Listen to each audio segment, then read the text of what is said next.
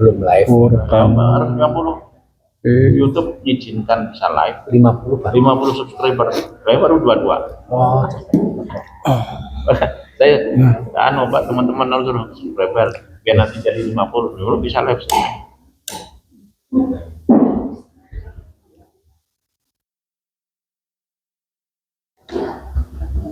Assalamualaikum warahmatullahi wabarakatuh. Waalaikumsalam. Alhamdulillah, Bapak Ibu jamaah semua sehat. Amin. Alhamdulillah. Mudah-mudahan semua selalu dalam keadaan sehat walafiat. Amin ya rabbal alamin. Bapak Ibu jamaah semuanya, untuk pengajian 8 ini insya Allah kita mulai nanti insya Allah pukul 9.30 akan dilanjut oleh Ustazah Eva. Saat ini kita nanti akan berkonsultasi mengenai penyakit stroke. Saya mulai. Assalamualaikum warahmatullahi wabarakatuh. Alhamdulillahilladzi anzala as-sakinata fi qulubil mu'minin liyazdadu imanan ma'a imanihim. Asyhadu an la ilaha illallah wahdahu la syarika lah wa asyhadu anna Muhammadan abduhu wa rasuluh. Qala Allah Ta'ala fil Qur'anil Karim, Na'udzu billahi minasy syaithanir rajim. Bismillahirrahmanirrahim. Qad aflahal mu'minun. Wa qala Rasulullah sallallahu alaihi wasallam fi kitabil hadis, man shoma ramadhana imanan wa ihtisaban ghufirallahu ma taqaddama min dhanbihi. Bapak Ibu jamaah Masjid Al-Islah yang insya Allah dirahmati Allah Subhanahu wa Ta'ala, amin. Yang insya Allah pada hari ini kita akan mulai, yaitu konsultasi tentang mengenal lebih dekat tentang penyakit stroke. Yang pertama, marilah kita panjatkan puji syukur kehadirat Allah Subhanahu wa Ta'ala, yang mana dengan syafaatnya baginda Rasulullah SAW yang kita harapkan Bapak Ibu semuanya, semoga kita termasuk umatnya baginda Rasulullah yang mendapatkan syafaatnya, mendapatkan kasih sayangnya, mendapatkan ridhonya dari Nabi Muhammad SAW. Terlepas dari itu semua kita ucapkan alhamdulillah, karena kita semuanya dalam keadaan sehat walafiat. Oke, Bapak Ibu semuanya, untuk memulai kajian pada pagi yang sangat cerah ini, alhamdulillah. Tadi agak mendung ya Bu ya. Berangkat enggak ngoten nggih. Wah, ternyata terang ya Bu ya. Alhamdulillah. Untuk selanjutnya nanti akan dipaparkan beliau Dr. Haji Kurdi SPS ya, spesialis saraf ya, yang akan memberikan pemahaman nanti bagaimana kita semuanya agar tidak terdampak penyakit stroke. Alhamdulillah kajian ini yang sebelum pengajian ustadz dan ustadzahnya akan kita mulai setiap sebelum pengajian konsultasi kesehatan. Siap. Oke, untuk waktu dan tempat sebelumnya kita buka dengan umul kitab agar kita selalu mendapatkan ridho dari Allah Subhanahu wa Ta'ala, liridhoihi syafaati Rasulillah, liridhoihi ta'ala wa bi syafaati Rasulillah. Al-Fatihah. A'udzu billahi minasy syaithanir rajim. Bismillahirrahmanirrahim. Alhamdulillahi rabbil alamin. Ar-Rahmanir Rahim. Maliki yaumiddin. Iyyaka na'budu wa iyyaka nasta'in. ihdinas siratal mustaqim siratal ladzina an'amta 'alaihim ghairil maghdubi 'alaihim waladdallin. Amin. Demikian waktu dan tempat kami serahkan kepada Dr. Haji Kurdi SPS untuk memberikan materi, yaitu mengenal lebih dekat tentang penyakit stroke. Monggo, fal yatafaddal alaihi mashkura.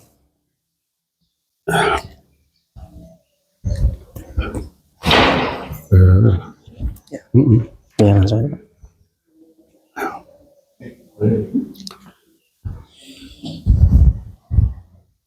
Untuk mana? Isi dulu. Assalamualaikum warahmatullahi wabarakatuh. Assalamualaikum warahmatullahi wabarakatuh. Pertama-tama mari kita ucapkan puji syukur kehadirat Allah atas segala nikmat yang diberikan, nikmat sehat dan nikmat sempat berkumpul bersama-sama dalam kajian ilmu, baik ilmu agama ataupun ilmu yang lain. Mudah-mudahan pengajian ini sebagai amal ibadah kita yang diterima di sisi Allah. Amin. Untuk kali ini saya untuk menginformasikan penyakit yang ada di bagian saraf, khususnya penyakit untuk orang tua, yaitu penyakit stroke. Stroke itu biasanya kejadiannya pada umur di atas 50 tahun, yang makin lama makin meningkat dengan kemajuan teknologi di bidang ekonomi. Dokter Kurdi. Definisinya keluasakenawan Ibu adalah gangguan saraf pada otak karena pembuluh darah yang mendarai otak itu bisa satu tersumbat, dua karena pecah. Jadi kalau aliran darahnya tersumbat, di bagian yang dialiri akan terganggu atau pecah juga akan terganggu. Ibaratnya sawah itu loh, kalau aliran airnya tersumbat nanti ini harus terganggu, apalagi tidak dialirisan mesti akan terganggu. Gejalanya itu sangat mendadak, ada yang tergantung kepada bagian mana saraf yang terganggu di otak. Itu sudah ada gambaran yang memproyeksikan badan jasmani. Jadi di otak itu ada bagian yang berhubungan dengan lengan, ada yang berhubungan dengan kaki, ada yang berhubungan pusat bicara, ada yang berhubungan dengan penglihatan, ada yang berhubungan dengan ingatan dan kejiwaan. Jadi gejalanya tergantung dengan tempat yang terganggu sesuai dengan fungsinya. Di sini saya catatkan ada bisa ada sakit kepala, bisa ada kesemutan separuh badan, misalnya ada bicaranya pelo atau wajahnya merot, pandangannya double ataupun pandangannya kabur, hingga yang paling berat yang stroke sampai tidak sadar.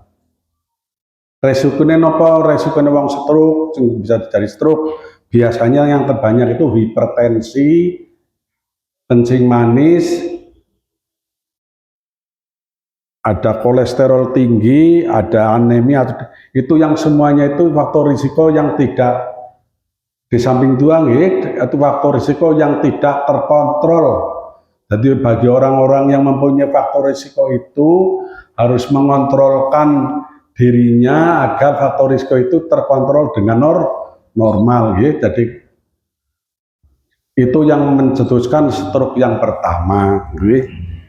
Penanganannya untuk stroke itu yang pertama kali harus segera. Kalau bicara mendadak, ini semuanya tadi gejalanya itu secara tiba-tiba, jadi tidak kaki dulu, tangan dulu, mata dulu, itu namanya tidak mendadak. Itu mendadak dan ada faktor risiko, yaitu faktor risikonya hipertensi, kencing manis, kolesterol, asam urat, dan lain-lain. Itu harus dikoreksi.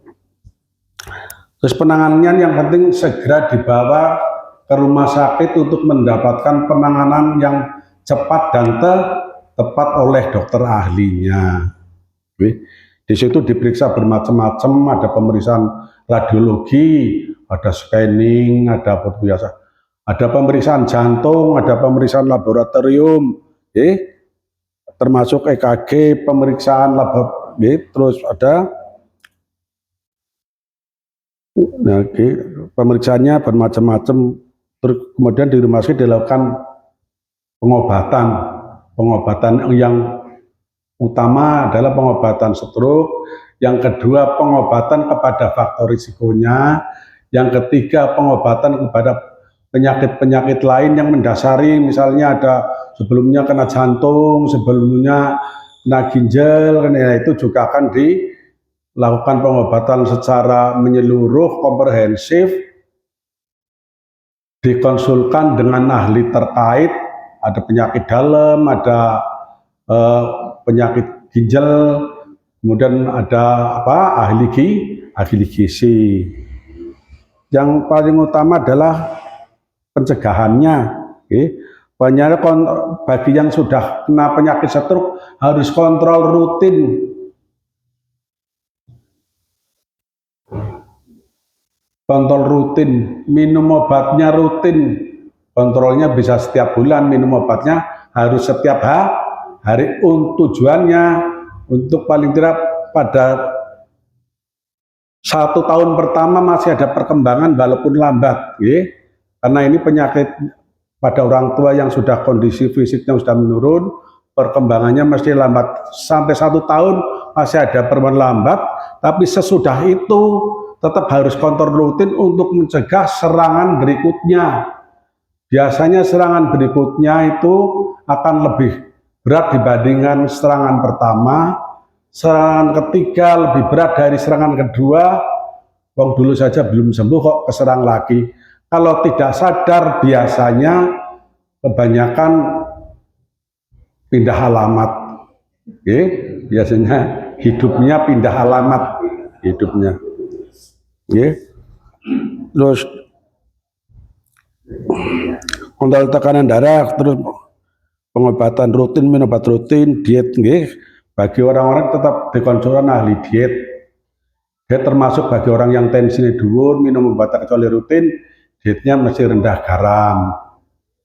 Ada kolesterol dhuwur, dietnya rendah kolesterol, rendah lemak, mengurangi gorengan, tidak hindari lemak. Kesehatan hati, lemak, kesehatan ginjal katanya cukup minum, kesehatan saluran pencernaan cukup makan, dicukupi makan dengan serat-serat itu sayur dan buah itu untuk serat. Kurangi stres, itu pencegahan. Rutin berolahraga, pola hidup sehat ya. Makan teratur, tidur cukup, olahraga. Olahraganya orang tua ya jalan-jalan, tidak usah jalan-jalan di nanti ya jalan, paling tidak jalan-jalan di sekitar rumah. Jadi di sini ada stres juga bisa mengurangi, karena mungkin stres bisa memacu yang lain-lain. Ada stres bisa aja gulanya jadi tinggi gitu. Stres itu mengurangi. Ada pasien saya yang tidak ada faktor risiko lain kecuali kelihatannya banyak pikiran, ngerti-ngerti masih mudah stroke tuh, jadi stres juga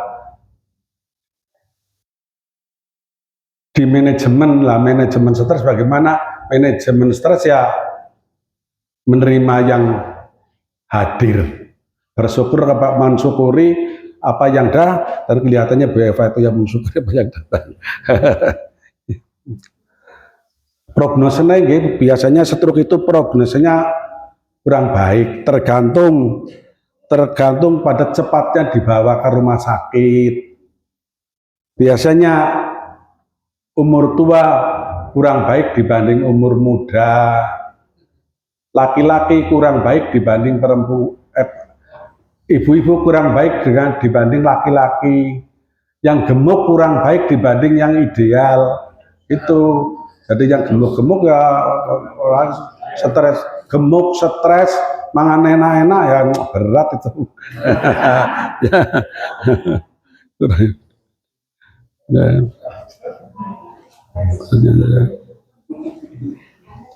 terus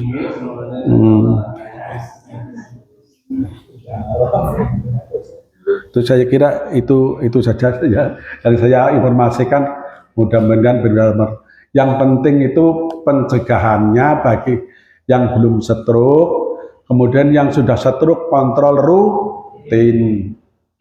Jangan terus sudah mari, nanti kalau sudah tidak kontrol berarti harus lapor sama dokternya, saya masih perlu kontrol lagi, buatan Pak Dokter gitu. Biasanya diharapkan untuk kontrol rutin paling tidak memanajemen faktor risikonya untuk tidak terjadinya stroke yang berikutnya. Jadi ada saat pertama, kedua, ketiga. Kalau tidak sadar itu prognosanya jelek, nggih. Kalau misalnya kok terjadi perdarahan di dalam otak, tidak sadar, 90% biasanya meninggal. Yang tidak sadar 90% tensinya 250. Nah, selamat jalan. Semoga diterima di sisinya. Yang padang darat pada minta maaf ya, jangan lupa minta maaf kalau ada kekurangannya dalam perawatan. Sekarang udah ibu pulang gitu. Nah, kalau yang stroke sumbatan biasanya lebih ringan lagi, 60% yang tidak sadar itu biasanya tidak ada. Jadi yang penting adalah stroke ini pencegahannya dan kontrol rutin bagi yang mempunyai faktor risiko dan yang sudah pernah stroke. Oke, itu saja yang bisa saya sampaikan. Akhir kata, wabillahi taufiq wal hidayah. Wassalamualaikum warahmatullahi wabarakatuh. Kalau ada yang mau bertanya, monggo jenengan badhe nuwun pirsa. Yang penting yaitulah ini pola hidup sehat, jangan stres, aja kelemon, makannya ya makan sesudah lapar, berhenti sebelum kenyang. Begitu ada sudah makan, lihat sate kepengin, lihat itu kepengin, wah penuh. Pola makan sambil berdoa. Itu nanti ada. Kalau ke rumah sakit yang sudah kena stroke, biasanya ada gambarnya, itu ada gambar yang itu nanti dilakukan rehab medik rutin. Nanti ada diatur misalnya seminggu 2 kali latihan jalan, latihan bicara itu. Mau badai nyuwun pirsa napa kira-kira? Monggo Bapak Ibu jamaah semuanya. Ada yang bertanya, ada 2. Oke, Ibu. Boleh tanya langsung.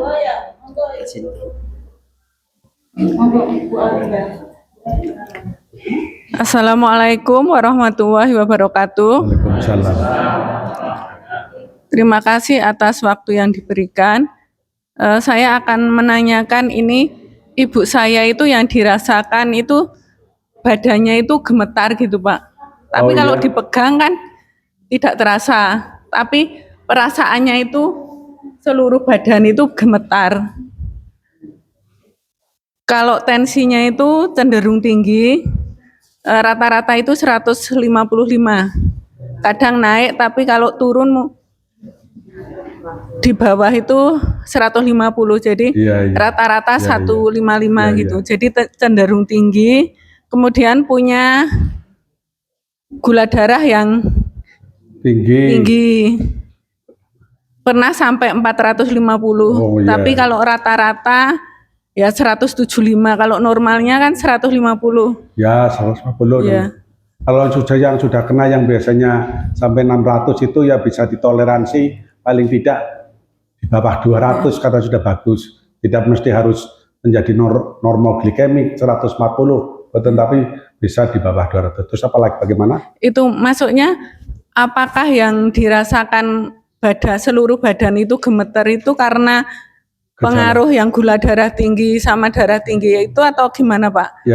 Ya itu gemeter. Terima kasih. Itu sebetulnya, makasih. Assalamualaikum warahmatullahi wabarakatuh. Itu gemeter itu masih bisa dinilai apa gemeter semuanya? Gemeter itu maksudnya apa ya, gerakan-gerakan gini apa cuma rasanya? Rasanya di dalam tubuhnya. Oh, rasa di sana.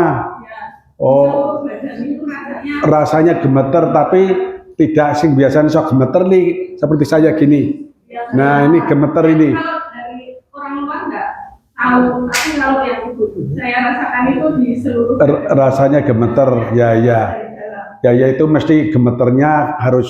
Jadi kita mengobati orang itu paling tidak pertama adalah simptomatik. Gemeternya ada obatnya.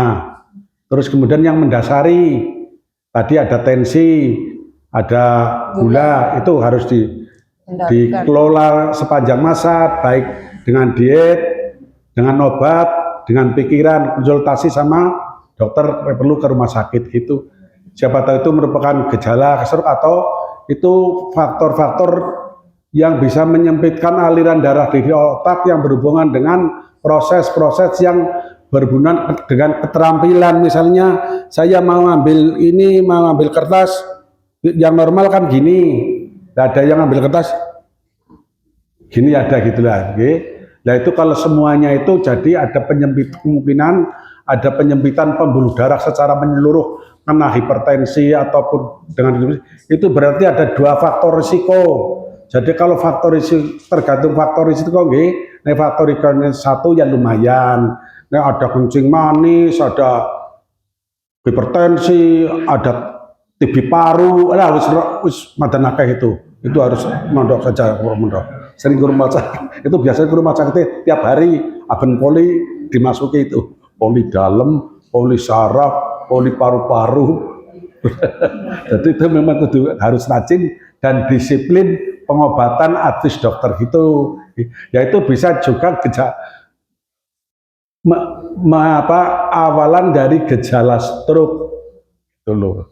Oke, ada rasa gemeter, tapi juga tidak ada juga nanti dokternya akan menilai gemeter ini secara organik apa rasa-rasa saja di sini enggak. Kalau ada rasa-rasa saja, nanti obatnya berarti dicampuri dengan obat yang dihubungkan dengan proses jiwa, proses pikiran, rasanya kok ini, saya rasanya kok ini. Nah itu berarti di samping ini harus ada obat-obat simptomatik yang berhubungan dengan rasa kejiwaan. Tapi jelas itu faktor risikonya mesti dijaga, hipertensi dan diet rendah garam, pola makan mesti harus disiplin, konsultasi ahli gizi. Nanti kalau ke rumah sakit nanti masing-masing ahli itu akan berkonsultasi sesuai dengan penyakitnya. Oke, itu aja. Ya. Atas motif ini. Jadi gimana nih? Halo, ada ya? Dengar, Assalamualaikum warahmatullahi wabarakatuh. Waalaikumsalam. Maaf terlambat Pak, mungkin juga udah dijelaskan tadi. Kalau saya ada kaitannya tadi dengan pertanyaan Bu Habibah, tensi sok naik turun, walaupun paling tinggi itu yang pernah saya ingat 180, tapi saya sudah pusing banget itu rasanya. Nah, terus sempat saya dirawat di PKU karena setelah sholat subuh di sini sampai nunggu suruk mendadak kesemutan, mendadak nggak bisa melangkah kakinya yang sebelah kanan. Kalau kiri normal. Iya. Jadi sampai dari sini sampai ke rumah itu tak seret-seret kakinya. Tapi saya tidak berpikiran itu kena stroke Pak. Nah itu Ya, orang awam seperti saya enggak sampai enggak kepikiran. Sampai di rumah pun saya belum lapor ke Bapak. Saya malah bawa nyapu halaman. Ya. Saya pikir biasa aja lah gitu. Ya. Nah setelah saya itu kok saya lemas, terus tidur. Enggak biasa seperti itu. Terus jam 9:30 ya lebih kurang saya bangun, terus Pak Dim mau pamit kerja. Nah saya bangun tidur kembali lagi seperti tadi pagi itu berat, dari kamar ke gerasi itu tak seret-seret. Baru saya ngomong ke Bapak, Pak kaki saya kok berat ya. Wah di hatinya Bapak katanya, tapi setelah saya dirawat baru ngomong, gejala stroke ini gitu. Itu jangan sampai lewat dari 6 jam katanya. Kalau lewat 6 jam tuh udah Ya, permanen. manfaat Walaupun obatnya biasanya itu dihubungkan dengan manfaat obat. ya, Jenenge itu ada bahasa therapeutic window. Jadi Iya. obat-obat yang manfaatnya itu sekian sudah tidak kurang manfaat yang therapeutic window-nya. Ya. Tapi kalau yang mau dilakukan yang seperti yang mau dilakukan bedah lah memang ada jam. ya, Harus kalau misalnya ada sumbatan itu harus segera scanning, harus jangan kurang dari 6 jam. Sekarang ada jenis namanya trombolisis, kalau ada trombos langsung didor itu jebrut terus kembali. ya, Nah yang sekarang ada namanya trombektomi itu jangan kurang dari 8 jam. Tapi kan ibu dari sini sampai scanning sampai ke dokter IGD sampai wis rong dino ora ono gunane. ya, makanya Terapi konservatif. Jadi memang gejala stroke itu satu mendadak, biasanya separuh, ya, kiri apa kanan, Ya. bisa satu, bisa separuh, tergantung pada tempatnya di sini. Jadi di dalam otak ada tempat tangan, kaki sampai lidah. Jadinya kena lidahnya tok, ya sampai lotok itu. Kalau masih trombus kecil bisa pecah, nanti terus sembuh. Tapi hati-hati nanti bisa terulang lagi kalau ada faktor risiko. Tapi tua juga faktor risiko. Jadi kadang-kadang memang perlu dicek secara menyeluruh gitu. Oke. makanya saya kemukakan di kesempatan ini supaya ya jangan sampai orang lain seperti itu. Ya, ya. Jeleknya saya itu sok makan obat, kok merasa enakan enggak dimakan, jadi tidak rutin Pak. Ya, ya, Setelah ya. saya diingatkan oleh Pak Dim, saya sudah 17 tahun rutin pagi sore katanya, enggak apa-apa, jangan takut efek sampingan, obat kimia, ya semua juga kimia gitu. Gitu, jangan terlalu takut makan rutin makan obat gitu. Terus akhirnya setelah kena seperti ini baru saya sekarang rutin makan obat. Terus saya juga hampir setiap hari minum air kelapa muda atau kelapa tua. Hampir setiap hari itu stok terus di kulkas. Kenapa itu kelapa? Ya untuk menetral, ya pikiran saya sebagai guru kimia ya Pak dulu. Biar ada yang sisa-sisa obat apa yang nggak kepakai biar netral itulah. Itu biasanya dihubungkan dengan kalium. Oh. Itu air kelapa itu isinya banyak kalium. Jadi orang yang hipokalemi air kelapa makannya harian mesti ada pisang apa gitu. Ya. Jadi begitu rutin mesti orang yang merasa harus minum obatnya rutin tiap hari, kontrol tiap bulan. Tidak boleh stop terus, itu faktor risiko dan harus cepat. Ya betul gitu. Pak, setiap bulan kontrol setiap tanggal 11. Iya. Terima kasih Pak. Ya gitu aja. Ya lebih kurang mohon maaf ibu-ibu, bapak semuanya. Mudah-mudahan sehat semuanya lah. Amin. Terus saya coba ya spiritual ya Pak, untuk ngilangin stres sendiri. Ya berusaha ya Pak, berusaha satu hari 1 juz Al-Quran. Itu juga obat supaya nggak terlalu memikirkan. Mungkin menjadikan ketenangan, jadi tidak berserah kepada Yang Maha Kuasa. Iya betul. Sambil berusaha, berikhtiar lah. Berikhtiar, berobat, olahraga. Karena itu kalau sini tenang, kalau otak tenang itu kesemangat tenang. Jadi ada namanya tensi naik mendadak karena pikiran. Gulanya naik mendadak karena stres. Gulanya naik mendadak gitu. Jadi stres juga bisa berpengaruh pada itu yang Mama apa ya? Ya, makasih Pak. Assalamualaikum warahmatullahi wabarakatuh. Ya, kalau stres. Saya mau ngomong apa ya, kelalen. Oh ya. Assalamualaikum warahmatullahi wabarakatuh. Dokter, saya mau tanya itu loh, ya seperti Ibu tadi masalah konsumsi obat yang rutinitas itu, yang misalkan darah tinggi kan kita harus minum obat amlodipin setiap hari. Nah itu katanya kalau terlalu minum obat seperti tadi ada efek sampingnya. Apakah betul?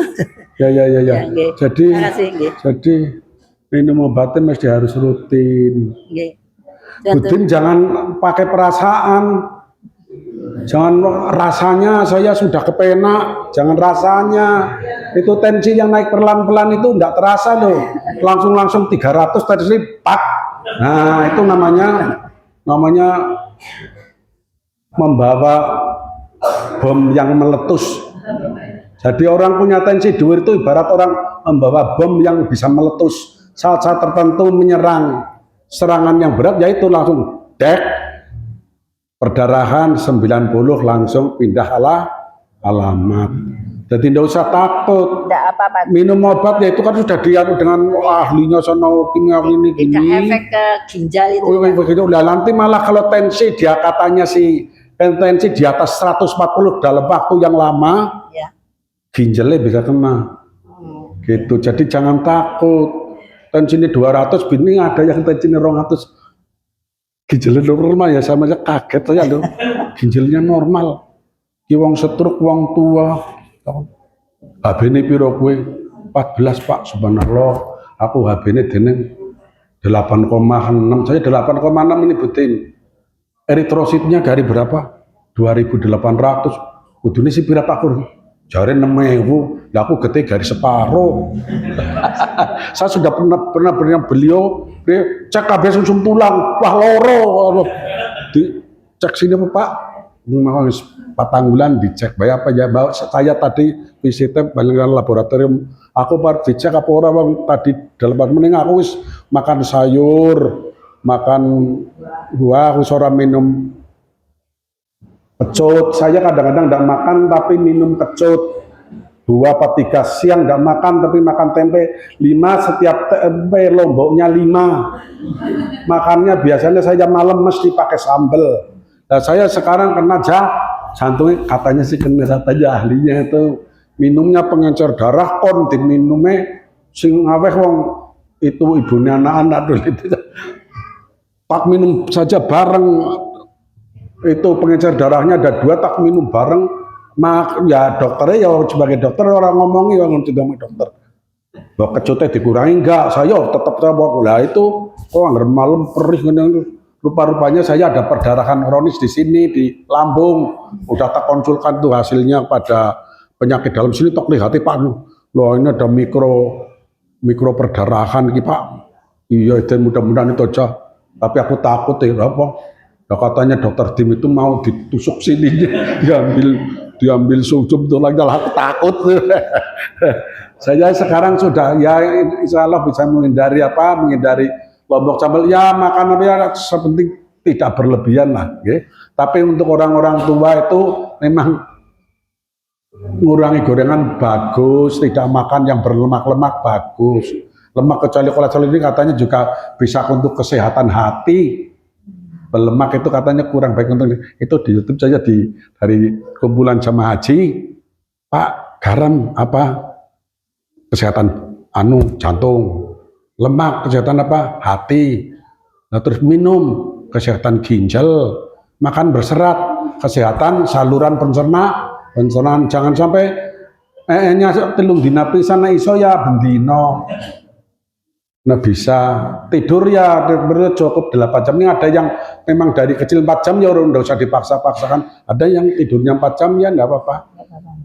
Ya ada yang itu kadang-kadang sampai 4 hari enggak udah biasa katanya. Berarti kalau 7 hari enggak katanya harus dikeluarkan sama apa dul kolak pakai apa itu. Dul kolak beri kolak apa bosen gitu. Tok tewi wong itu sisa. Tok kayak ya iya tok walaupun regane apa-apa larang ya jadi simpen wong-wong kuwi sisa. Nggih, ada kemauan apa? Iya. Kalau makan saya dari anak saya kebetulan dia sensitif.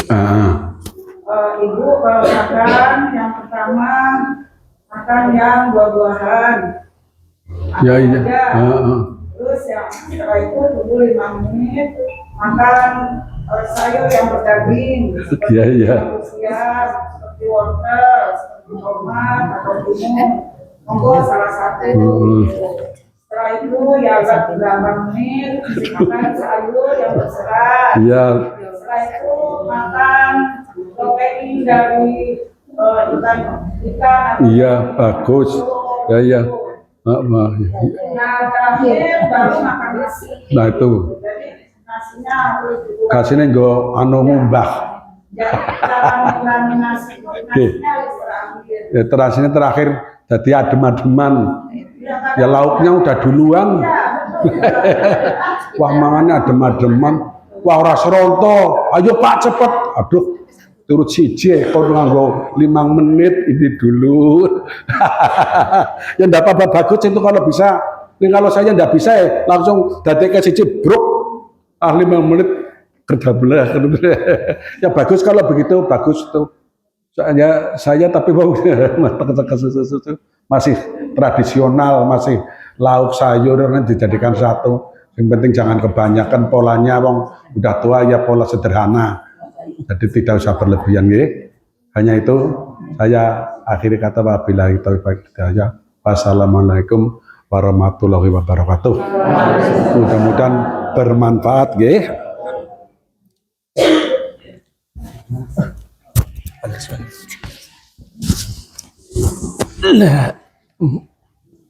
Ini udah tua ya, kedengkeren malah kayak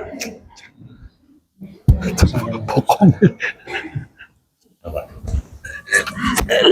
lah mau enggak lu pas banget oh tersunya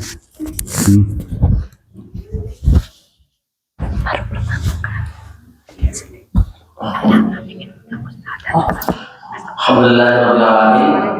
Gimana ibu-ibu semuanya waktunya terbatas nih? Ya, insyaallah nanti kita sambung di waktu yang lain nih. Terima kasih jamaah Bapak Ibu semuanya yang sudah mengikuti atensi tentang konsultasi kesehatan nih. Mudah-mudahan bermanfaat nih. Bermanfaat? Alhamdulillah insyaallah bermanfaat.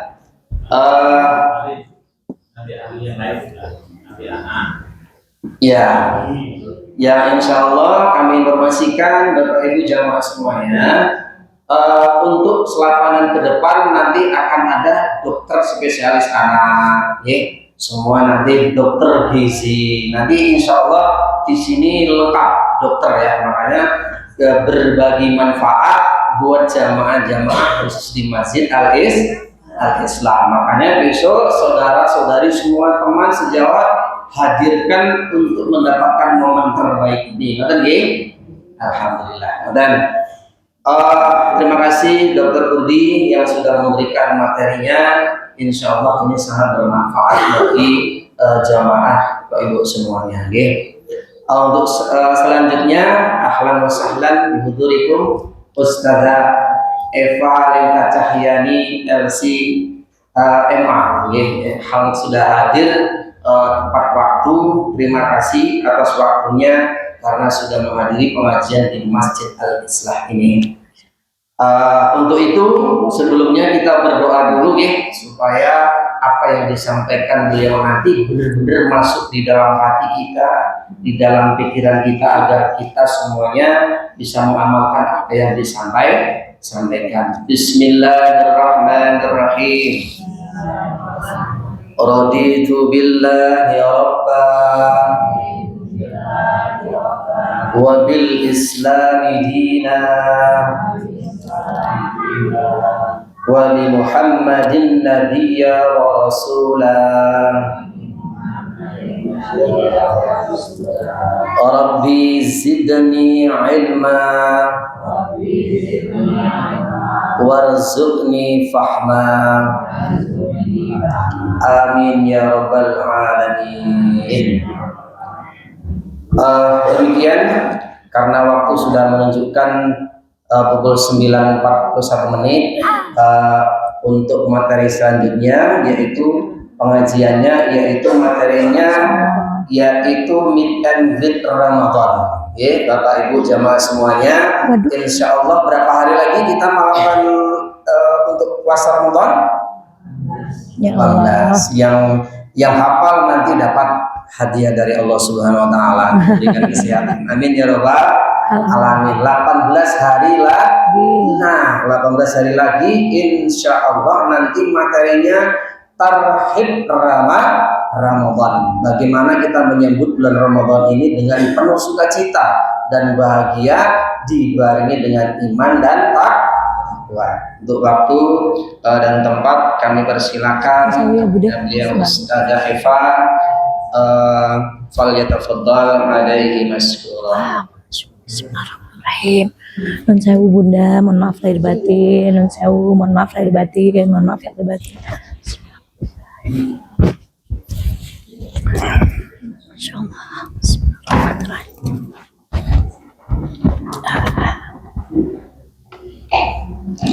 Bismillahirrahmanirrahim. Yang kami hormati takmir Masjid Al-Islah Madukoro. Masya Allah, namanya Al-Islah. Semoga yang masuk masjid ini hari ini hatinya tidak ada yang merasa baik, tetapi sesuai dengan namanya kita ingin memperbaiki hati kita semuanya, insya Allah di tempat ini. Kehadapan Sohibul Bait, keluarga besar, dokter, bapak, ibu, semua yang tidak bisa kami sapa satu persatu yang tinggalnya di perumahan Madukoro. Kalau tinggal di perumahan yang sama itu biasa. Kalau tinggal di RT yang sama itu biasa. Tapi kalau tinggal di perumahan yang sama, ngaos bareng, besok semoga ke surganya bareng, itu baru luar biasa. Mari kita awali kajian kita pagi hari ini. Assalamualaikum warahmatullahi wabarakatuh. Alhamdulillahi rabbil alamin.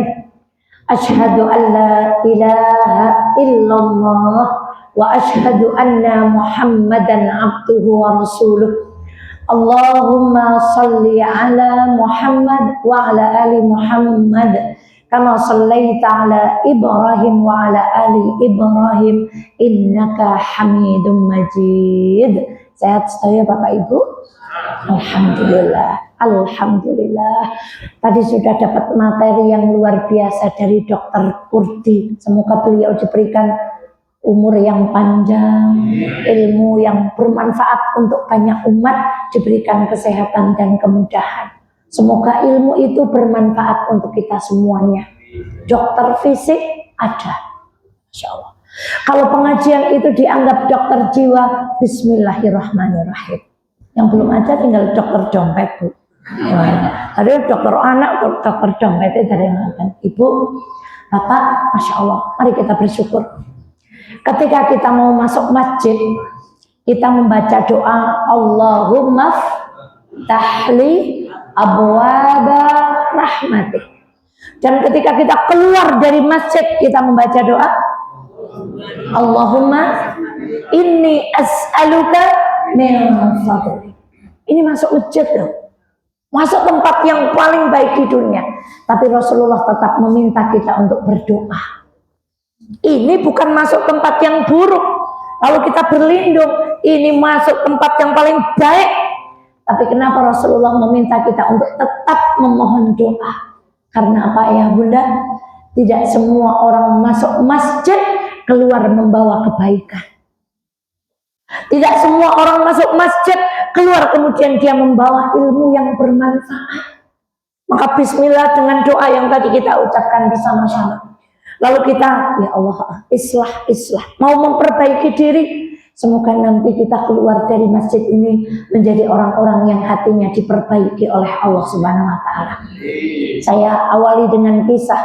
Mungkin Bapak Ibu sudah banyak mendengar ini. Saya diceritani guru saya, ada seorang kiai namanya Kiai Syukur. Kiai siapa Bapak Ibu? Beliau punya pesantren namanya pesantren Hamdalah. Namanya Kiai Syukur, pesantrennya namanya pesantren Hamdalah. Setiap hari beliau didatangi oleh ustadznya. Pak Kiai, kenapa? Alhamdulillah santrinnya lomba maos kitab kuning itu juara 1. Kata Pak Kiai, alhamdulillah. Karena nama beliau siapa tadi Bu? Pak Syukur. Pesantrennya namanya Hamdalah. Lalu datang lagi ustadz yang lain. Assalamualaikum Pak Kiai. Waalaikumsalam. Ya, Bu. Pak Kiai, pangapunten sangat rege. Ada santri yang kabur lompat tembok, Bu. Masya Allah. Iki Pak Kiainya matur napa, Bu? Alhamdulillah, karena nama beliau Pak Syukur, pondok pesantrennya namanya Hamdalah. Jadi apapun beritanya, beliau hanya mengucapkan kalimat Alhamdulillah. Suatu hari beliau mengadakan perjalanan bersama dengan kiai-kiai yang lain satu bis. Lewatlah pada sebuah sungai. Di sungai itu, mohon maaf, ada seorang perempuan yang sedang mandi, kemudian tersingkap auratnya, Bapak Ibu. Apa ini yang buat bunyi? Oh bukan, oh gitu.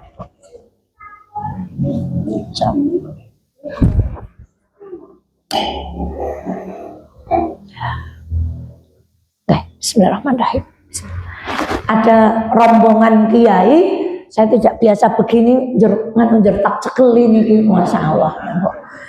Kiainya itu lewat sebuah sungai, ternyata di sungai itu ada perempuan yang sedang mandi dan aurat kepalanya itu terbuka. Kira-kira Pak Kiainya matur nopo Bapak Ibu? Astagfirullahaladzim. Masa Pak Kiai ketemu kayak niku, alhamdulillah Bu. Masya Allah.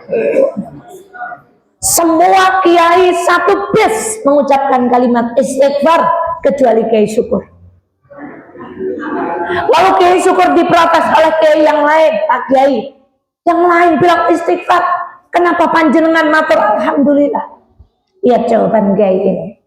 Pak Kiai, ketika saya melihat orang itu mandi lalu rambutnya kelihatan, alhamdulillah, saya ingat istri dan anak saya di rumah.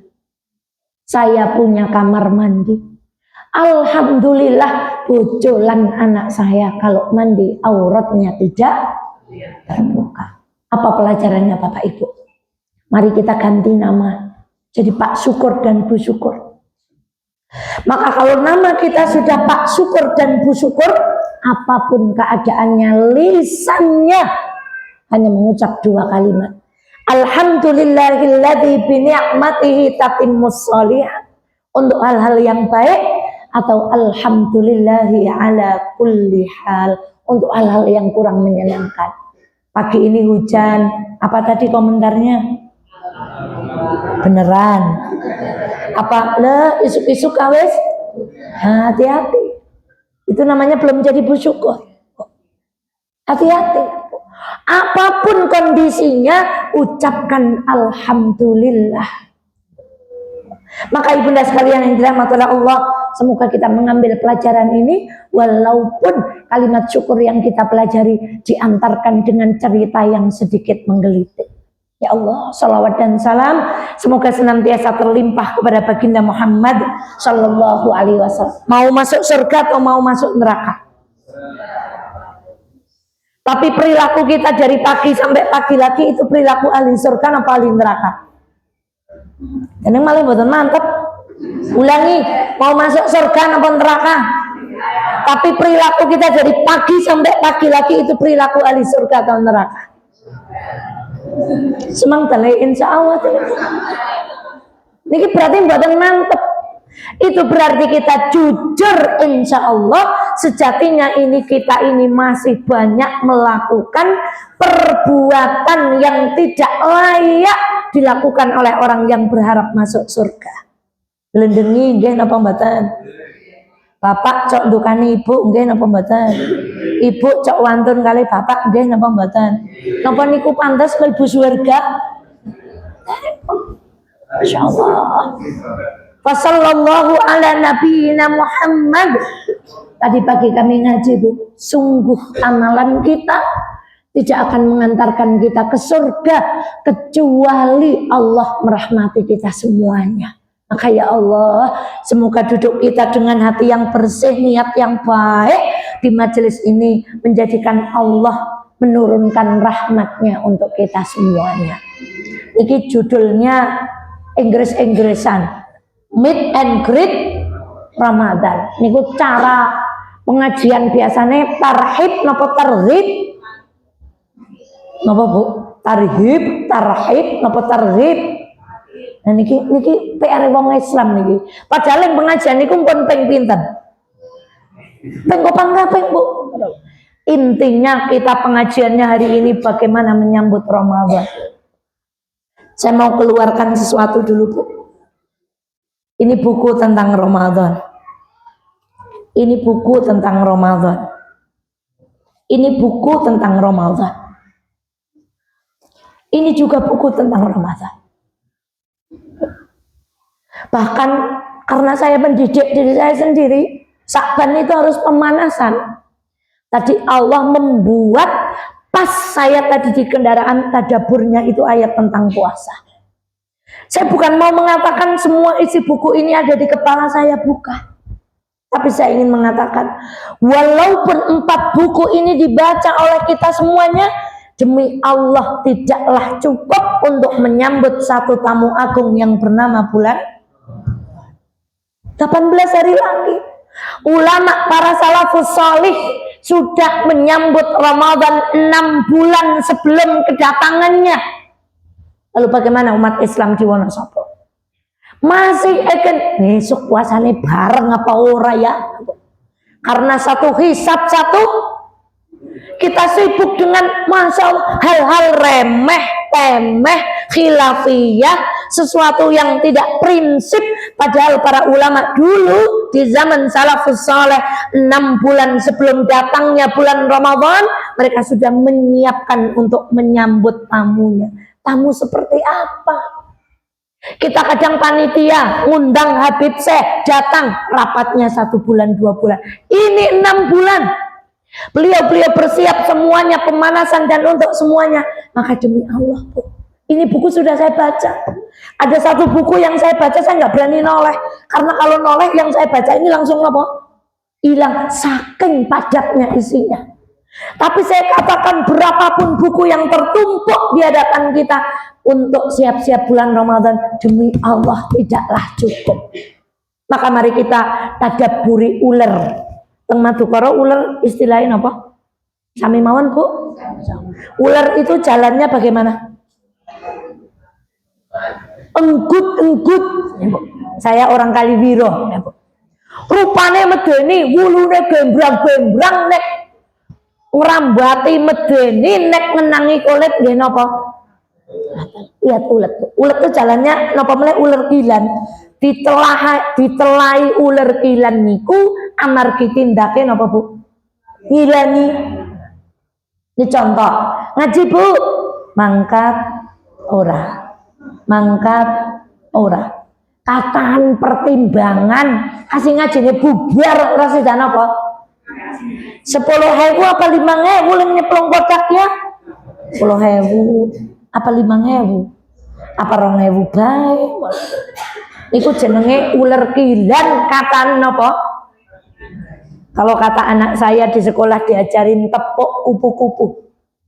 Berawal dari telur lalu menjadi ulat, besar jadi kepompong, keluar sayap jadi kupu-kupu. Setelah ulat maka akan menjadi kepompong. Kalau di sini ada guru biologi, kepompong itu puasa. Ulat itu puasa. Lihat apa yang terjadi setelah menjadi kepompong. Yang tadinya jalannya engkut-engkut, yang tadinya medeni, berubah menjadi makhluk yang teramat cantik jelita, namanya apa? Sampai ada mitos nek ditempleki kupu-kupu jarene ajeng oleh napa? Saking apike kupu-kupu. Kedahe wong Islam niku nek poso niku teng pundi mawon nyenengke wong kaya dene kupu-kupu ditemploki sapa mawon dia bangga ditempleki kupu-kupu. Oke, ora gelem ocul, lha anak kupu-kupu mlebu omah bahagia, Bu. Mestinya umat Islam itu begitu, datang kemana-mana itu membahagiakan, bukan mereka khawatir. Awas ana bukae dompete, Bu. Awas ana pakai sandale. Gimana Islamnya? Lihat cara jalannya. Yang tadinya ngaji mangkat ora. Kupu-kupu jalannya bagaimana? Terbang, bus. Ngaji siap. Sedekah, oke. Lalu makanannya apa, Bu? Ketika ulet nemplek di bunganya ibu, apa yang terjadi pada bunganya ibu? Daunnya habis. Cara wong Kaliwiro uler niku manas. Rakus, napa-napa dinapa? Tadi saya pas. Ya ayyuhan nas, ketika Allah memanggil manusia, kulu mimma fil ardi halalan. Ketika Al-Quran memanggil manusia, disuruh makan yang halal. Tapi ketika Al-Quran memanggil orang-orang yang beriman, ya ayyuhalladzina amanu kulu min thayyibat. Orang Islam halal itu sudah bukan pembahasan. Yang dibahas di majelis taklim itu thayyib napa? Karena halal itu sudah standar wajib. Jadi hari ini kalau ceramah cari rezeki yang halal, bukan lagi halal standarnya, tapi yang napa? Thayyib, seperti yang diterangkan beliau tadi. Sudah sepuh, tadi materinya hampir tak ganti husnul khotimah loh Bu. Habis yang ngaji tua-tua semua Bu. Iki aslinya beli nek sing ngaji niku tua-tua kabeh. Sebab nun sewu, mau tidak mau yang namanya tua itu napa? Ikhlas mboten sih Bapak Ibu kalau saya bilang tua itu dekat dengan kematian? Kalau tidak Bapak dulu, kalau tidak saya ya Bapak dulu, kalau tidak saya duluan ya Ibu duluan, pokoknya intinya Ibu. Bahaya kalau masjid itu isinya hanya orang tua. Bahaya kalau majelis taklim itu isinya orang tua, maka menantunya ibu selapanan yang akan datang ke Tahnopo keret, sebab mereka yang akan melanjutkan amal jariah Bapak Ibu. Kembali kepada kupu-kupu, daharnya tadinya sebelum puasa gelem ngemek sing haram-haram, lebar poso gak mau. Kupu-kupu makannya apa? Madu. Itulah kupu-kupu. Mestinya puasa kita begitu. Jangan jadi puasanya ular. Ular niku nek kula jaman cilik tengalas niku kepanggih kelungsungan ula. Niku kulit ula yang ngelungsungi itu Bu. Menurut ilmu biologi itu untuk memperpanjang usianya. Ular itu jalannya begini Bu, kanan, kiri. Terus ngelungsungi. Selesai kan? Bajunya baru. Jalannya lurus atau tetap belok kanan kiri. Jadi ngaji oke, nonton dangdut oke. Lenggeran oke, yasin tahlil jalan. Maca Quran oke, ngapalna tembangan rungket ya apal. Itu ular.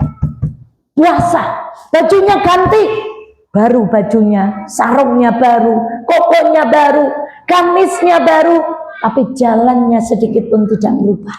Tidak ada karakter yang berubah dari ular. Pertanyaannya, puasa yang sudah ibu lalui 50 tahun bagi yang usianya 60 tahun. Puasa yang sudah ibu lalui 60 kali bagi yang usianya sudah 70 tahun. Kalau mulai puasa 10 tahun, puasa kita seperti kupu-kupu nopo ula. Gak jawab ula elek temen. Gak jawab kupu-kupu nyong ya urung. Kayak ngono. Jur puasanya kita bagaimana ini? Masya Allah. Astagfirullahaladzim. Maka ada pepatah lebih baik terlambat daripada tidak sama sekali. Maka kita bicara tentang Ramadan. Kathratul misas tumitul ihsas. Terlalu banyak menyentuh, sensitivitas hilang. Dulu pertama kali mantenan Pak Kurdi dan Bu Kurdi itu kalau bergandengan gitu nyetrum. Niku sampai urut Masjid Al-Islah Bu. Tapi sekarang kalau bergandengan masih undruk kenapa Mbak? Malah nggak mau digandeng ya Pak? Malah digandengnya tuh merkane aling tindak angel gerapa Bu? Gandengan Bu. Aling deledek niku mboten mergane kesetrem ning mergane apa tadi? Tremor Bu. Masya Allah Bu. Jadi kenapa suami istri pertama ketemu itu ya Allah deg-degan, weruh sandale mawon. Masya Allah, kayak calone nyong. Begitu menikah, buatan deg-degan Bu. Ya Allah Bu. Kenapa? Karena seringnya berinteraksi. Sekarang coba, orang Wonosobo kalau ngaji sama Ustadz Irfan biasa. Karena kita biasa. Tapi kalau orang luar, mengapa? Karena kita menganggap sesuatu itu biasa. Sekarang saya bawa contoh sengaja, sudah siap. Saya bawa parfum, Bu. Ini kalau orang biasa pakai parfum, suat, dia merasa baunya biasa aja. Padahal sampingnya mau apa, Bu? Mau pingsan. In English is blenger ambune, Bu. Karena terlalu apa makainya? Tapi yang makai nggak terasa. Karena terlalu sering menggunakan waktu. Sekarang cek rumah yang dekat TPA, pembuangan sampah. Kalau kita orang asing datang ke situ mesti buang apa ya? Tapi orang yang tinggalnya di situ biasa saja, Bu. Kalau itu soal sampah, kalau itu soal parfum, nggak masalah. Tapi kalau biasa itu dalam ibadah, ini menjadi masalah. Bu, ajang Ramadan ya biasa, bukan? Takjil, sahur, tuku kelambi, beda, silaturahmi, bekti, ini menjadi masalah karena kita menganggap bulan Ramadan itu biasa. Maka ibu-ibu lihat orang umroh, Pak Tim sering mendampingi. Begitu hari pertama melihat Ka'bah, apa yang mereka lakukan?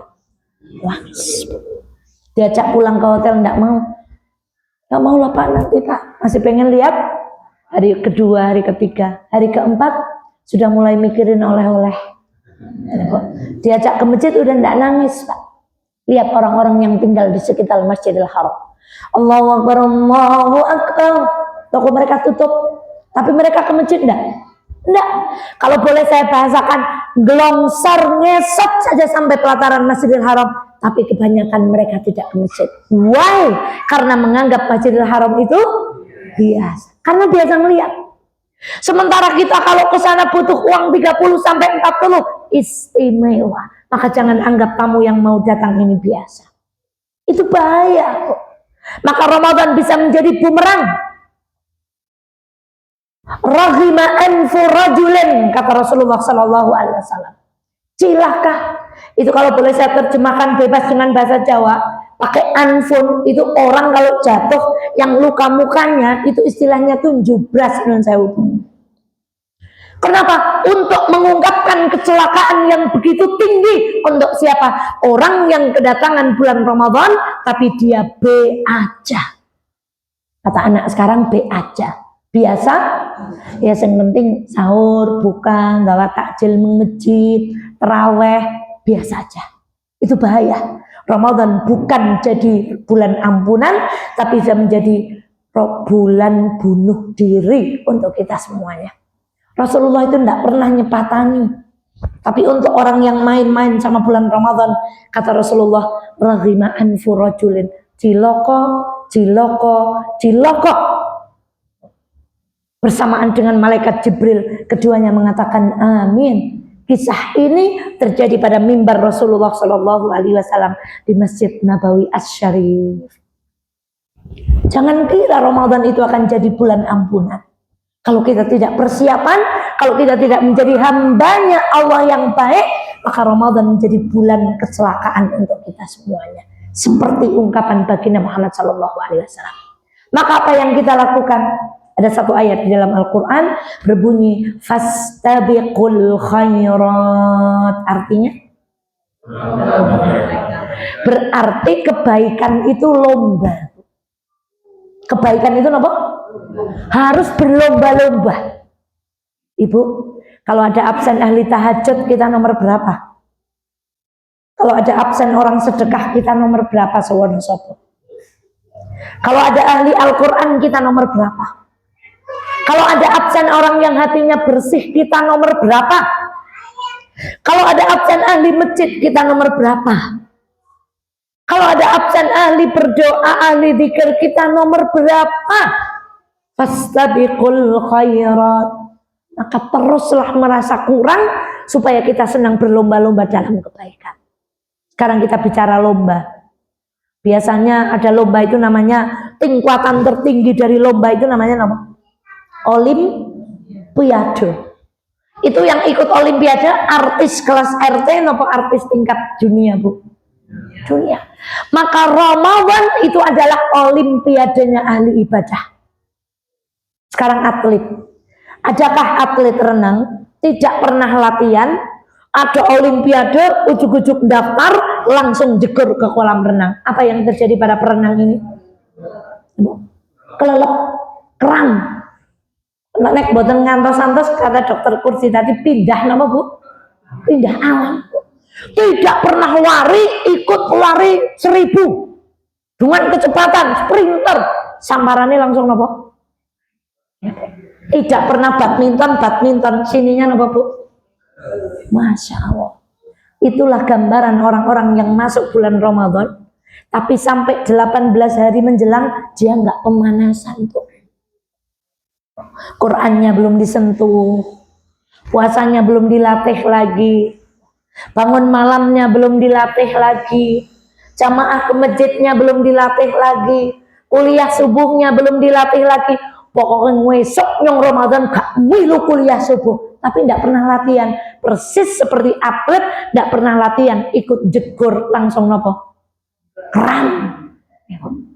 Nyong gak tamat 30 juz, tapi Qurannya tidak pernah buat latihan, baca selembar langsung angut nopo ngantuk. Sholat tidak pernah latihan, imamnya panjang sedikit maido imam. Kurang ngerti anak wong ora sehat, bukannya sholat kasuratane dawa temen Bu. Yang disalahin siapa? Yang salah itu atletnya. Kenapa ndak pernah? Non sewu teng masjid niki imamnya sepuh nopo 6. Alhamdulillahirabbil alamin. Muadzinnya 6 atau 2? Alhamdulillah. Yang jamaah ini bahagia tunggal minggu Bu.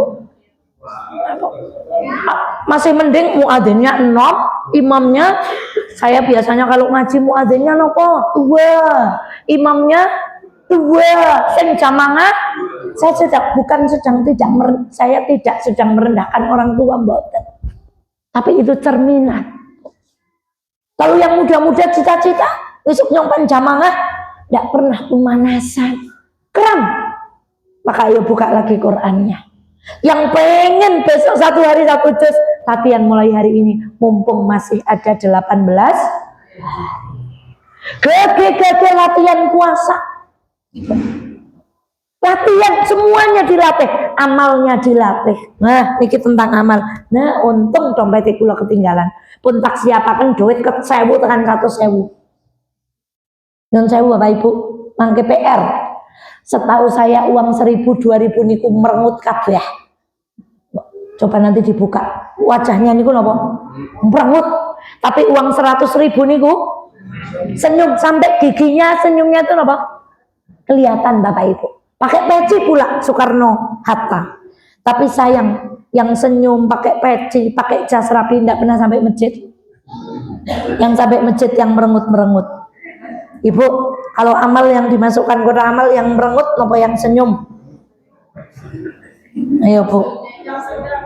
Ustazah yang sedang sesuai dengan naniku. Merengut. Ibu, maka latihan mulai hari ini. Pokoknya 1 hari 2000 harus keluar. Pokoknya 1 hari 5000 harus keluar. Jadi Ramadan kalau mau sedekah sudah enggak kaget karena sudah nopo pemanasan. Hati-hati Bu.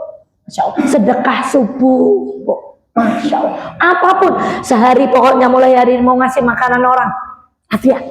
Pokoknya apapun, mau pisang 1, mau pisang 2, kasih orang lain makanan. Latihan supaya Ramadan ketika memberi makanan nggak kaget. Hari ini mau mulai relatif supaya terawih nggak kaget. Hari ini mau mulai baca Quran supaya baca Quran yang nggak kaget. Itulah fastabiqul. Ini besok olimpiadanya orang-orang ahli ibadah, mau tarung semua di bulan Ramadan. Gimana kalau mau kita ikut tapi kita nggak pernah pemanasan? Persiapan yang pertama, pemanasan amal soleh. Jangan ditunda, gege. Kita hidup. Yang kedua, persiapan ilmu. Masya Allah. Bapak Ibu yang belum naik pesawat haji dan umroh, mungkin besok diberi kesempatan tindak sama Pak Dim sama Bu Dim. Yang sudah tindak, doanya naik lagi, memberangkatkan orang lain. Ya Allah, amin ya rabbal alamin. Bu, coba bayangkan, Ibu naik pesawat, lalu di layar televisi itu muncul pemberitahuan Bapak Ibu, sebentar lagi penerbangan akan dipimpin oleh seorang pilot namanya Mukidi. Misalnya diberi informasi, ini nggak biasa, Bu. Bapak Mukidi adalah pilot yang baru saja lulus kemarin sore. Baru saja lulus sekolah penerbangan kemarin sore. Dan pesawat ini adalah penerbangan beliau untuk yang pertama kali. Pertanyaan saya, Bapak Ibu naik pesawat itu tenang apa mboten? Kenapa enggak tenang? Karena menganggap pilot itu belum berilmu. Pun boten pilot. Sakniki nitih hijab. Ibu nyetop hijab kertek. Lah kok di depan sopirnya majang HP, cara membelokkan setir ke kanan. Gas, rem, cara ngelakson. Ibu jadi naik apa enggak? Kenapa enggak jadi naik? Wedi, sebab supire mboten kagungan. Lalu bagaimana kita masuk bulan Ramadan tanpa ilmu? Saya juga agak heran. Kenapa sudah Ramadan 20, 30, 40 kali pertanyaannya masih, Ustaz, ada apa Bu? Kalau saya kesiangan malamnya beribadah dengan suami, bagaimana ya Ustaz? Sahur dulu atau mandi dulu? Bukan pun puasa ping 40. Masa masih pertanyaan? Berarti orang kena takon maning niki Bu. Nah, karena manusia itu kelalenan nggih Bu. Kadang ngaos kados niki mungkin materi ini pun apa? Ini dalam rangka persiapan ilmu. Nanti apa Pak Dokter? Irigasi, misalnya kolostomi, foto usus itu membatalkan apa enggak? Menggunakan inhaler, tetes mata, ngerok kuping, ngupil, berenang kentut di air, perempuan suntik KB, atau kemudian donor darah, diinfus, doping vitamin C, itu bagaimana hukumnya dengan berpuasa? Mestinya itu semuanya sudah selesai finish, tinggal praktek tempur, tinggal terbang. Tapi hari ini umat muslim bahkan mau terbang belum tahu caranya bagaimana menerbangkan pesawat. Sahur enggak tahu, malah nonton TV. Ingat, acara TV itu bagian dari pencuri-pencuri Ramadan, Bu. Ibu tahu nggak pencuri Ramadan? Setunggal dapur. Ublok mawon teng dapur. Sing kolak, sing apa mulai, Bu? Bu, kenapa nggak baca Quran? Ustazah, katanya nyiapin orang berbuka puasa pahala. Iya, tapi bukan berarti Qurannya nggak kesentuh sama sekali, Bu. Apa pencuri Ramadan berikutnya? Pasar. Coba nanti lihat parkiran Rita, Bu. 4 lapis. Sampai yang buat lewat mobil itu tinggal apa, Bu? Karena penuh dengan apa? Pasar itu pencuri pahala Ramadan. Lalu apa lagi? Mulai sekarang udah mikir, hari raya H bajunya biru, reuni keluarga suami pink, reuni keluarga istri sage, reuni SMA 97 merah marun, reuni SMP 99. Itu pencuri-pencuri Ramadan, Bu, termasuk TV. Sahur itu mesti acaranya guyung-guyu, buka juga acaranya apa? Sehingga umat Islam dilenakan. Padahal wal mustaghfirina bil ashar, dan orang-orang yang senantiasa beristighfar ketika sahur. Sahurnya malah nonton apa? TV. Ya bubar nih Ibu. Kenapa? Bekal ilmunya kurang. Buka puasa, tempe kemulian nopo air putih rien. Ustazah, kurma niku sunnah, tempe kemul niku wajib. Air putih dulu atau tempe kemul dulu, Bu? Air putih, setelah air putih apa? Kurma dulu apa air putih dulu? Yo, no. Kurma dulu atau air putih dulu? Kalau tidak ketemu rutop, maka Rasulullah cari kurma yang kering. Kemudian Rasulullah mengikutinya dengan air apa, Bu? Kita enggak, Bu. Langsung begitu dueng-dueng, langsung yang dipegang pertama apa? Es buah, Bu. Es melon, kolak, tempe kemul. Hilang sunnahnya Nabi. Ustazah kula mboten remen kurma. Boleh ibu bilang begitu. Tapi orang beriman, saya memang nggak begitu demen sama kurma. Tapi karena saya tahu Nabi itu suka kurma, maka saya akan makan kurma. Masya Allah. Niku bu, niku jenenge ngelmu teraweh. Oh, yo. Ada yang tanya lagi, nek empun witir, bengi witir meleh napa mboten?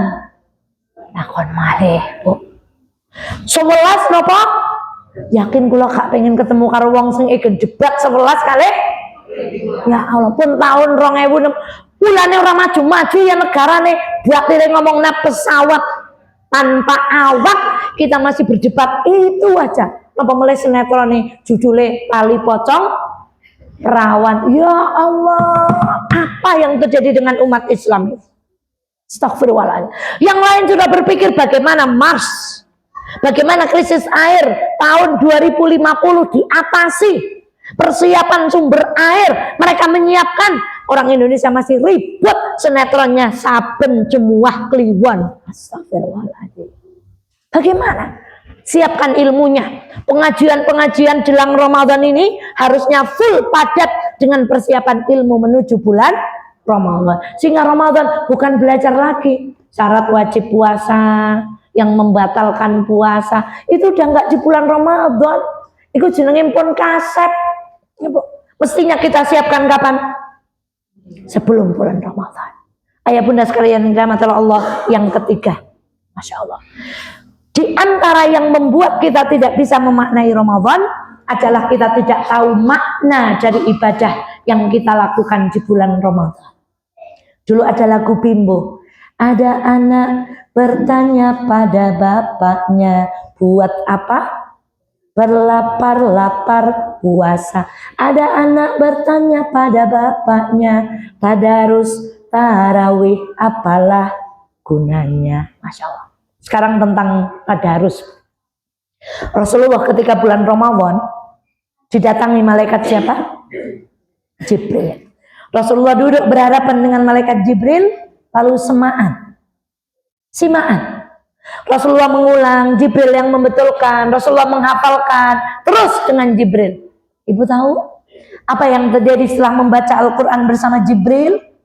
Dalam hadis yang sahih, Rasulullah SAW mengatakan, semenjak Ramadan duduk bersama Jibril membaca Al-Quran, kebaikan Rasulullah seperti angin.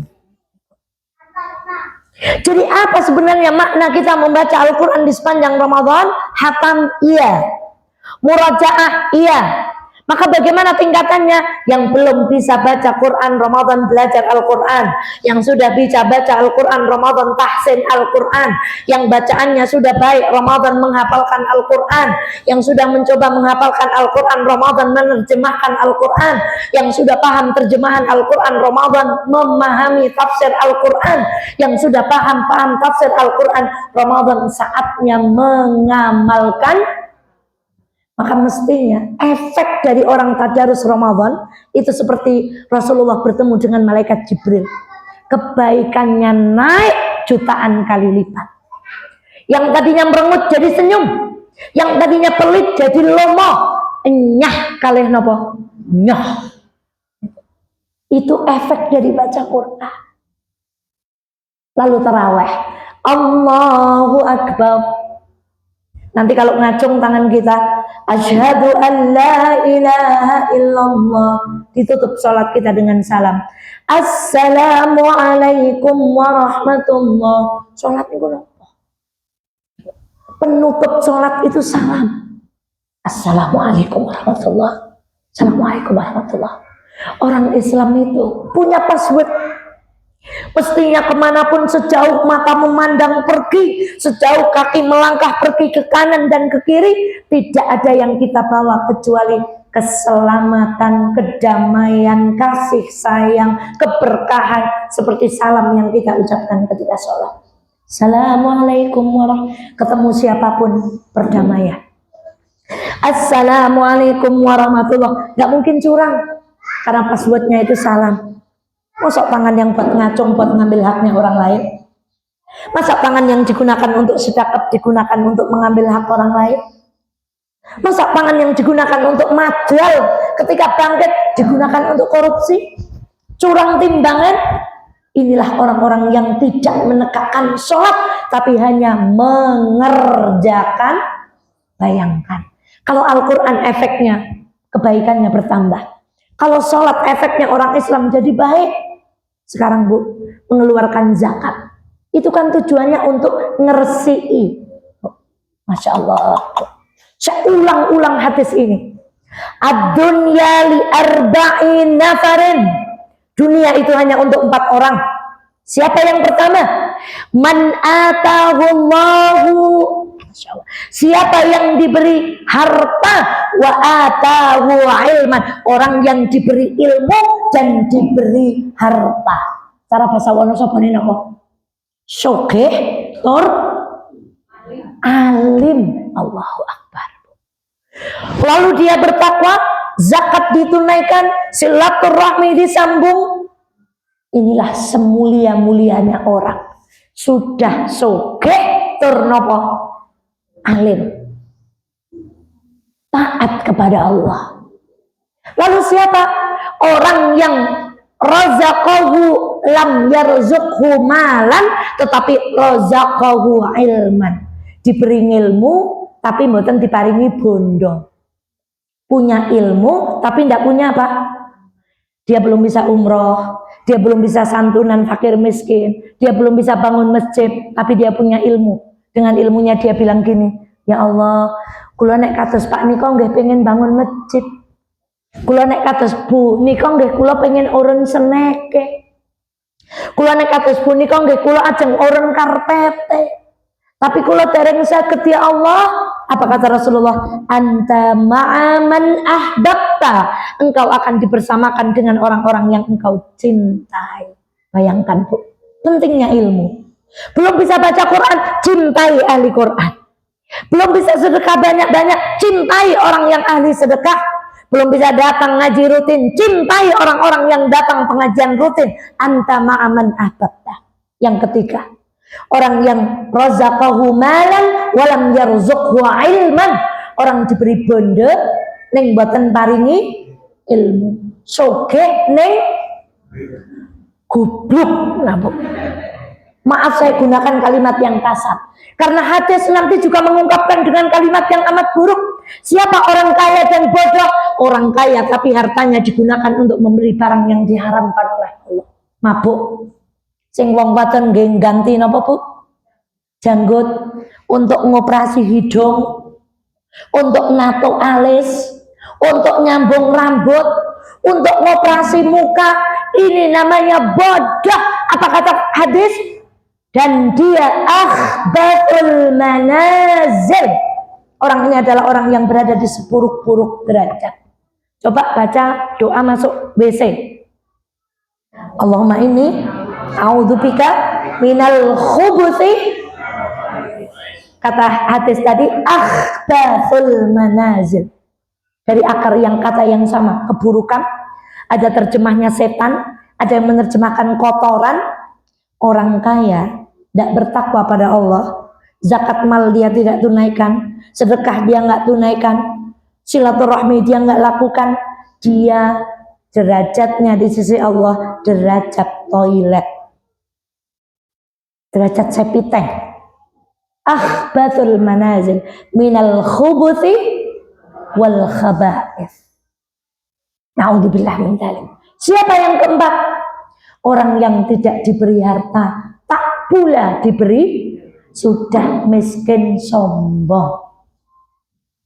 Sudah hidupnya dibuat Allah terbatas rezekinya, sholat Jumat tidak pernah kelihatan. Jumat aja tidak pernah kelihatan, apalagi sholat rawatib 5. Yang ora sembahyang pahan dening sehat. Yang nyolong pahan dening sehat. Yang ora tahu sedekah pahan dening tuh. Belum diberi harta, nggak diberi ilmu, dan dia cita-citanya yang ngemenek sokeh ya pan nyewa wong wadon sing okeh, karena dia tidak punya ilmu. Maka kedudukan yang pertama dengan yang kedua sama, yang ketiga dengan yang keempat sama. Na'udzubillah min dzalik. Maka zakat mengajarkan kita semuanya, bersihkan harta benda kita dari haknya orang lain. Itu makna dari ibadah. Terakhir sebelum kami tutup, apalagi persiapannya, Bu? Target. Kenapa, Bu? Ibu harus punya target. Orang hidup kalau tidak punya target, pripun, Bu? Bismillah, Ramadan tahun ini khatam berapa kali? 3, Bu? 2? 1? Berarti yang di ruangan ini berarti 3 ke atas, Bu. Dan ditanya 3 diam, 2 diam, 1 berarti target. Sedekahnya target, takjilnya target, ngajinya target. Maka kami di Majelis Taklim Mahfazah itu tiap tahun bagi-bagi checklist, Bu. Mulai dari bangun tidur, baca doa, 2 lembar setelah subuh, sholat rawatib, sholat duha, itu checklist. Bawahnya akan kami beri dosa, atasnya duha checklist, sedekah checklist, tapi bawahnya gelendengi checklist, wudhu checklist, riba, gersulo, ngeluh, ya ambrol, tekor, Bu. Maka selalu 2, checklist atas itu ketaatan, bawah itu checklist keburukan. Supaya itu menjadi target. Astagfirullahaladzim, Bu. Dan Bu, ya Allah, Allah itu mengabulkan doa kita sepanjang bulan Ramadan, Bu.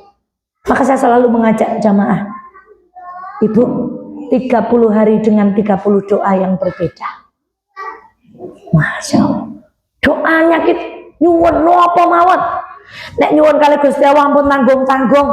Ya Allah, dalem ya Allah ngontrak nopo. Yang penting kula pisah saking mertua.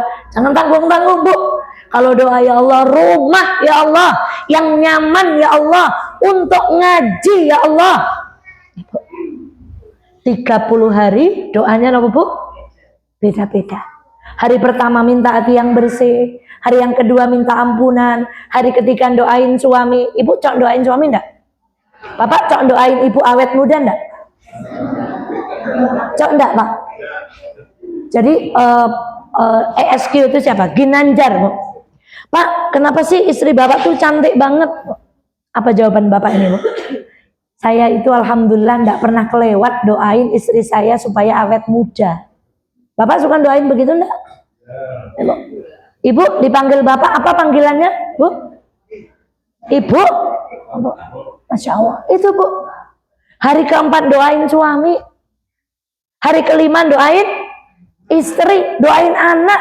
Terus minta Mekah, Madinah, minta Aqsa, minta bisa berangkatin orang, minta bisa sedekah ya Allah, minta surga yang paling tinggi ya Allah.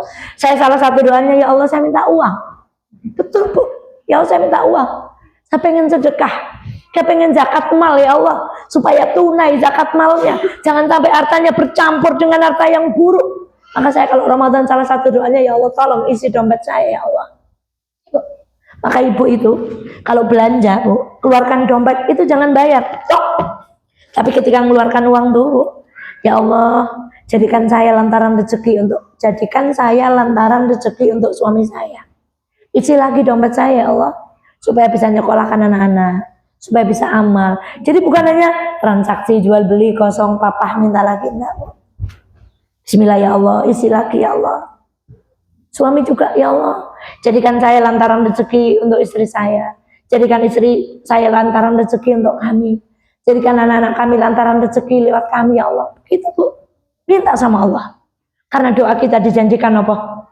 Dikabulkan. Itu target. Yang terakhir, alhamdulillah ngaji ini pun saya tahu kok ngaji itu jangan lama-lama Ustazah, yang penting sedelatur cepet. Nah, sedelatur. Yang terakhir apa, Bu? Jangan andalkan kemampuan kita. Maksudnya apa? Alhamdulillah tahun kemarin saya khatam 3 kali Ustazah. Semoga tahun ini bisa. Ustazah, alhamdulillah tahun kemarin saya bisa ngedur 30 hari memberi takjil. Jangan andalkan kemampuan kita, kecuali keluar dari lisan kita la haula iyyaka na'budu wa iyyaka nasta'in. Sebagian ulama menafsirkan ayat itu, sesungguhnya kita tidak bisa beribadah kecuali ditolong oleh, maka jangan sombong mengandalkan kemampuan kita. Tahun kemarin saya bisa bagi sembako sekian, jangan begitu. Tahun kemarin saya bisa khatam sekian, tidak boleh begitu. Tapi ucapkan iya karena butuh wa iya karena nasta'in, ya Allah. Tahun lalu bisa seperti itu, semoga tahun ini minimal sama. Kalau bisa lebih. Ya Allah, tahun lalu alhamdulillah Quran tidak lewat. Alhamdulillah iya karena butuh wa iya karena nasta'in. Tahun ini sama. Kalau bisa jangan pernah mengandalkan kemampuan. Banyak orang bolak-balik ke Masjidil Haram, pergi ke Mekah tapi nyasar, Bu. Karena di dalam hatinya apa, Bu? Sombong, mengandalkan apa? Kemampuan. Tapi bedanya, Bu, kalau dokter ditanya dari mana, Dok? Cari pengalaman. Padahal ini kok kesasar, Pak. Wah. Tapi karena dokter jawabannya apa? Cari pengalaman. Nggak bercanda nih Pak dokter. Tapi kalau simbah-simbah kesasar saking pun timbah, ya Allah muter-muter karupane pada kabeh ya. Jujur, Bu. Tapi kalau dosen, pegawai itu dari mana, Pak? Oh, tadi habis cari pengalaman. Aslinya apa? Karena tidak boleh mengandalkan ilmunya. Tidak boleh mengandalkan pengalamannya. Nggak boleh mengandalkan sudah baca buku. Nggak boleh. Iya karena butuh wa iya karena nasta'in. Allah sangat mudah tiba-tiba membuat kita stroke. Na'udzubillah. Maha mudah bagi Allah membuat lisan kita keluh sehingga kita tidak bisa lagi membaca Al-Quran. Na'udzubillah min dzalik. Dan itu, bayangkan Ramadan tahun ini adalah Ramadan terakhir bersama suami kita. Ya Allah, Ramadan tahun ini Ramadan terakhir bersama pasangan kita. Bayangkan Ramadan tahun ini adalah Ramadan terakhir bersama anak-anak, bersama anak cucu, bersama tetangga, perumahan Madukoro. Ini yang terakhir. Maka orang kalau sadar itu yang terakhir, hati seperti apa yang akan disiapkan? Keramahan seperti apa yang akan dipasang kalau tahu ini adalah Ramadan yang pasti akan melakukan yang terbaik. Sopo ngerti benjang boten kepanggih Ramadan malih. Ya Allah, Bu, menika sedanten Bapak hanya teori. Sekuat apapun orang memberi teori, memberi motivasi, Pak dokter memberikan resep, kalau resep itu tidak ditebus tidak akan ada manfaatnya. Ibu Presan sama Pak Kurti diagnosanya ini diberi resep. Tapi resep ini cuma dibawa ke sana kemari, penyakitnya sembuh enggak? Resep ini harus diapakan? Ditebus. Maka seluruh teori yang kita terima di setiap pengajian, minta kekuatan Allah supaya kita bisa mengamalkan Qur'annya, sedekahnya, bersih hatinya. Hari rayakan orang lain. Kalau hari raya sendiri itu enggak hebat, tapi kalau Bapak Ibu bisa menghari rayakan orang lain, itu keren. Buka sendiri dengan makanan enak, itu biasa. Tapi kalau membukakan puasa orang lain dengan makanan yang enak, itu baru. Beli baju sendiri itu keren. Tapi lebih keren lagi kalau ibu juga memakaikan baju baru untuk orang lain. Keren. Semua keren. Tapi kalau itu kita berikan juga kepada orang lain, itu lebih keren.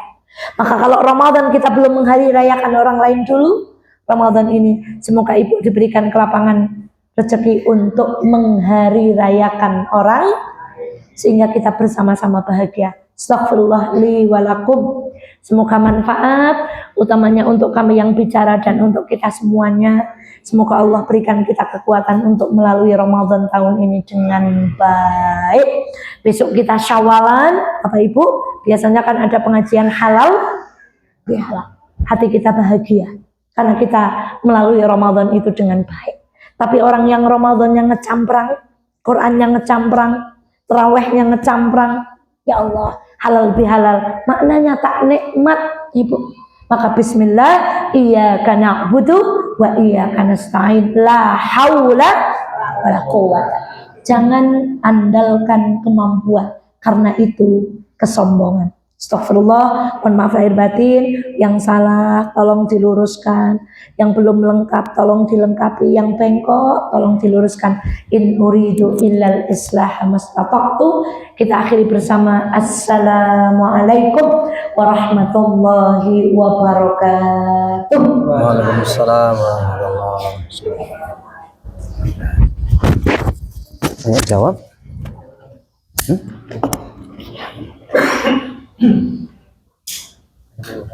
Enggak usah.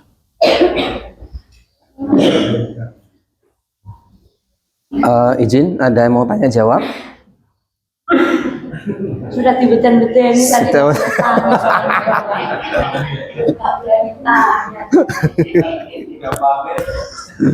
Lo belum pamit ngobrol kalau ya harusnya.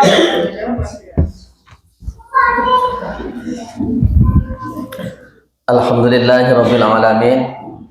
Jazakumullah ahsanul jazaa buat Ustazah Eva yang sudah memberikan materi yang sangat luar biasa nggih. Insyaallah dengan pengajian di Masjid Al-Islah ini Bapak Ibu jamaah semuanya mengambil kesimpulan nggih. Insyaallah persiapan-persiapan yang disampaikan tadi salah satunya adalah bagaimana kita mempersiapkan amal soleh yang banyak. Yang kedua apa? Persiapan ilmu. Yang ketiga harus mempunyai target di bulan Ramadan ini agar lebih baik lagi. Dan yang keempat, jangan mengandalkan kemampuan kita sendiri karena semua itu murni la haula wala quwata illa billah. Setiap salat kita minta kepada Allah, iyyaka na'budu wa iyyaka nasta'in. Semua karena Allah. Terima kasih sekali lagi kami sampaikan kepada Ustazah, semoga pengajian ini terus berkesinambungan di Masjid Al-Islah ini. Ya, demikian Bapak Ibu jamaah semuanya untuk pengajian ini kita tutup dengan doa kafaratul majlis bersama. Bismillahirrahmanirrahim. Subhanakallahumma wa bihamdika asyhadu an la ilaha illa anta astaghfiruka wa atubu ilaik. Lebih kurangnya dari kami selaku pembawa acara di pengajian Tarhib Ramadan ini ya lebih dan kurangnya kami mohon maaf atas fasilitas yang diberikan kepada Bapak Ibu jamaah sekalian. Demikian billahi taufiq wal hidayah, billahi hidayah wal taufiq. Wassalamualaikum warahmatullahi wabarakatuh.